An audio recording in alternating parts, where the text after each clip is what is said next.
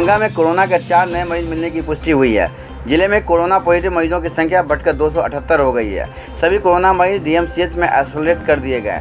Corona containment zone को seal भी कर दिया गया है। खबर बिहार के दरभंगा से है। दरभंगा जिला में कोरोना वायरस से संक्रमित लोगों की पहचान करने के लिए ग्रामीण एवं शहरी दोनों क्षेत्रों के लोगों का बड़ी संख्या में रैंडम सैंपल लेकर लगातार कोरोना टेस्टिंग कराई जा रही है। डीएमसीएच लैब द्वारा जारी किए गए टेस्टिंग रिपोर्ट में आज कोरोना के 4 नए मरीजों के मिलने की पुष्टि हुई है और 1 मरीज के स्वस्थ होने की भी सूचना दी गई है। इस प्रकार दरभंगा जिला में कोरोना पॉजिटिव मरीजों की कुल संख्या बढ़कर 278 हो गई है और इसमें से स्वस्थ हुए मरीजों की संख्या 185 है।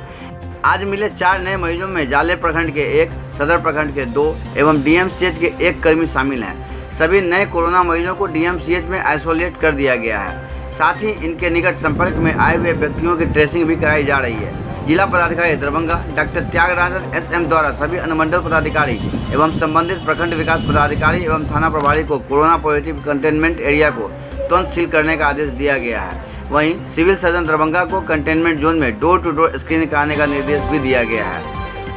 SCS मिथिला के लिए बिहार के दरभंगा से डेस्क की रिपोर्ट।